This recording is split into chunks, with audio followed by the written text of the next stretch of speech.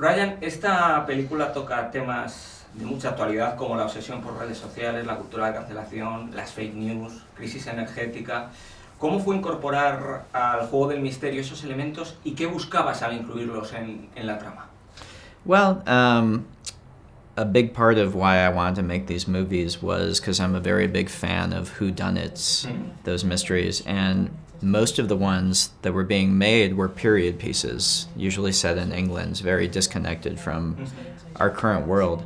And I thought it would be really fun to make a murder mystery and set it very much right here, right now, and be unapologetic about that.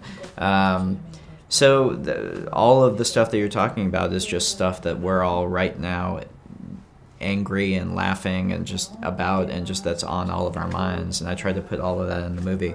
But the priority is that it's an entertainment, and it's a big entertainment that you can go see with your family, and also has that stuff woven in. But if the movie doesn't keep audiences laughing and clapping and cheering, none of that other stuff will work. So that's always the priority, is to make these big fun movies, you know. Los personajes en esta secuela son muy extremos. Te quería preguntar específicamente por el de Edward Norton, el magnate. No sé si lo he hablado ya con él, no sé si os habéis inspirado en alguna figura en particular, o me ha dicho él que en varias. Si alguno de estos magnates tecnológicos se da por aludido, ¿es su problema o lo estabais buscando? Yeah, it's several. And when I was writing the character, anytime I started thinking too specifically about any one person, it got very boring very quickly. It wasn't interesting to me to just lampoon a specific person. To me, it was much more interesting to talk about the idea of this type of person and the power structure that forms around them. And so I found very quickly it had to be more general. We couldn't just take the piss out of somebody. Otro de los conceptos clave de la película es el de la disrupción, la idea de romper las reglas.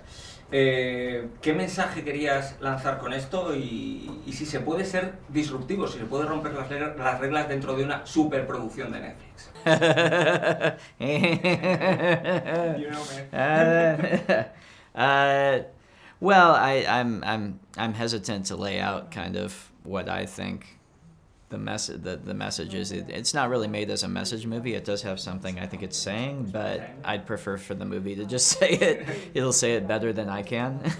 But I think in regards to Netflix, I mean, we've had a great time making the movie with Netflix, and for me, the big thing that everyone's talking about right now with it is theaters versus at home with streaming. And I feel very grateful to Netflix that they're taking a big swing with this and putting the movie out into theaters for a week in November in a big way, in a way they haven't done before. And I'm hoping that that's really successful, and I'm hoping we can push that farther. I love people watching this at home with their families at Christmas. I hope everybody does.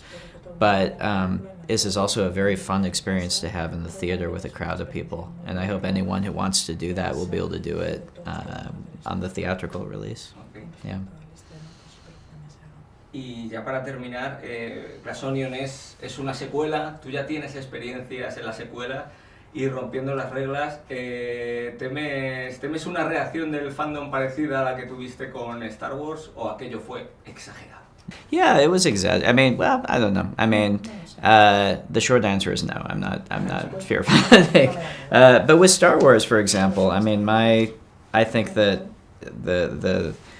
some of the toxic elements of the reaction, like the abusive ones online, that's something I think all the fandom is realizing. They have to be proactive in stamping that out and making it clear that's not welcome here, which is different than liking or not liking the movie. I'm talking about actual bad behavior online. But I think that also gets amplified. I think it gets exaggerated. I can tell you my experience with Star Wars fans is 98% lovely and fantastic and supportive, and it's not to say everybody likes the movie, but there's a good conversation about it, and I love Star Wars fans coming out of this experience. So yeah, no, I think the reality is when you are telling a story, the instant you start feeling afraid of what the audience is going to think, you're dead in the water and you're going to make a boring story. I think you have to just tell something you think is exciting. And I think you have to there has to be a certain amount of fear of, my God, is this going to work or not? But that's the good fear, I think if you're not doing that, I don't know why you're wasting everyone's time making movies.